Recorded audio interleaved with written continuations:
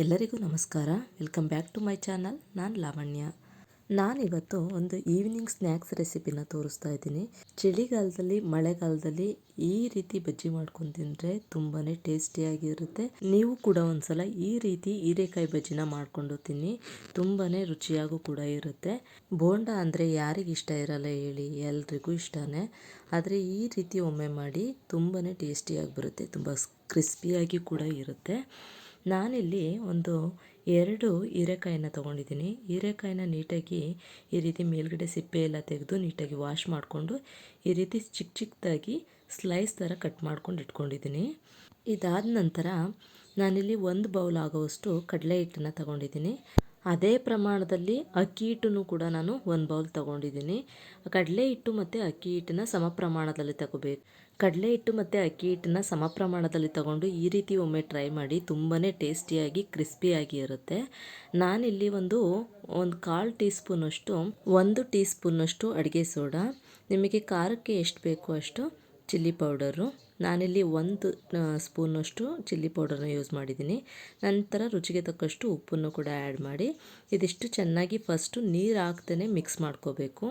ಇದಿಷ್ಟು ಚೆನ್ನಾಗಿ ಮಿಕ್ಸ್ ಆದಮೇಲೆ ನೀರು ಹಾಕ್ಕೊಂಡು ಇದನ್ನು ಚೆನ್ನಾಗಿ ಕಲಿಸ್ಕೋಬೇಕು. ನೀರು ಎಷ್ಟು ಬೇಕು ಅಷ್ಟನ್ನು ಸ್ವಲ್ಪನೇ ಹಾಕ್ಕೊಂಡು ಮಿಕ್ಸ್ ಮಾಡ್ಕೋಬೇಕು. ಒಂದೇ ಸಲ ಆ್ಯಡ್ ಮಾಡಿದರೆ ಜಾಸ್ತಿ ಆಗೋಗ್ಬಿಡುತ್ತೆ ನೀರು. ನೀರನ್ನು ನೋಡಿಕೊಂಡು ಹಿಟ್ಟನ್ನು ಮಿಕ್ಸ್ ಮಾಡ್ತಾ ನೀಟಾಗಿ ಸ್ವಲ್ಪನೇ ಆ್ಯಡ್ ಮಾಡ್ತಾ ಹೋಗಬೇಕು. ಈ ಕನ್ಸಿಸ್ಟೆನ್ಸಿನಲ್ಲಿ ನಮಗೆ ಹಿಟ್ಟು ರೆಡಿಯಾಗಿರಬೇಕು. ಈ ರೀತಿ ನೋಡಿ, ಈಗ ಚೆನ್ನಾಗಿ ಹಿಟ್ಟು ರೆಡಿಯಾಗಿದೆ.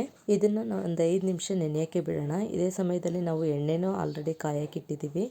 ಎಣ್ಣೆ ಕಾದ ನಂತರ ಒಂದೊಂದೇ ಹೀರೆಕಾಯಿನ ನೀಟಾಗಿ 2 ಸೈಡು ಡಿಪ್ ಮಾಡಿ ಬಜ್ಜಿನ ಎಣ್ಣೆಯಲ್ಲಿ ಬಿಡೋಣ. ನೋಡಿ, ಈ ರೀತಿ ಡಿಪ್ ಮಾಡಬೇಕು. 2 ಸೈಡು ನೀಟಾಗಿ ಆದ್ರೇ ಬಜ್ಜಿ ಚೆನ್ನಾಗಿ ಬರೋದು, ತುಂಬ ಕ್ರಿಸ್ಪಿಯಾಗಿ ಕೂಡ ಬರುತ್ತೆ. ನೀವು ಒಳಗಡೆ ಹೀರೆಕಾಯಿ ಬೇಯಲ್ಲ ಅಂತ ಅನ್ಕೋಬೋದು, ಇಲ್ಲ, ಚೆನ್ನಾಗಿ ಬೆಂದಿರುತ್ತೆ. ನಾವು ಮೀಡಿಯಮ್ ಫ್ಲೇಮ್ನಲ್ಲೇ ಚೆನ್ನಾಗಿ ಬೇಯಿಸಬೇಕು, ಹೈ ಫ್ಲೇಮ್ನಲ್ಲಿ ಬೇಯಿಸಬಾರ್ದು. ಹೈ ಫ್ಲೇಮ್ನಲ್ಲಿ ಬೇಯಿಸಿದರೆ ಮೇಲ್ಗಡೆ ಬೇಗ ಬಜ್ಜಿ ಕಲರ್ ಬರುತ್ತೆ, ಅದರ ಒಳಗಡೆ ಹೀರೆಕಾಯಿ ಬೆಂದಿರಲ್ಲ. ಈ ರೀತಿ ಮೀಡಿಯಮ್ ಫ್ಲೇಮ್ನಲ್ಲಿ ಬೇಯಿಸಿದರೆ ಒಳಗಡೆ ಹೀರೆಕಾಯಿ ಕೂಡ ತುಂಬಾ ಚೆನ್ನಾಗಿ ಬೆಂದಿರುತ್ತೆ. ನೀವು ನೋಡ್ತಾ ಇರ್ಬೋದು ಯಾವ ರೀತಿ ಕಲರ್ ಚೇಂಜ್ ಆಗ್ತಾ ಇದೆ ಅಂತ. ಈಗ ಬಜ್ಜಿನೂ ಕೂಡ ರೆಡಿಯಾಗಿದೆ. ಎಷ್ಟು ಸಾಫ್ಟಾಗಿ ಕ್ರಿಸ್ಪಿಯಾಗಿ ಬಂದಿದೆ ಅಂತ. ಟೇಸ್ಟ್ ಮಾತ್ರ ತುಂಬಾ ಚೆನ್ನಾಗಿರುತ್ತೆ. ನೀವು ಕೂಡ ಈ ರೀತಿ ಒಂದ್ಸಲ ಟ್ರೈ ಮಾಡಿ. ಈ ವಿಡಿಯೋ ಇಷ್ಟ ಆಗಿದ್ದಲ್ಲಿ ಒಂದು ಲೈಕ್ ಮಾಡಿ, ಶೇರ್ ಮಾಡಿ, ಸಬ್ಸ್ಕ್ರೈಬ್ ಮಾಡಿ. ಧನ್ಯವಾದಗಳು.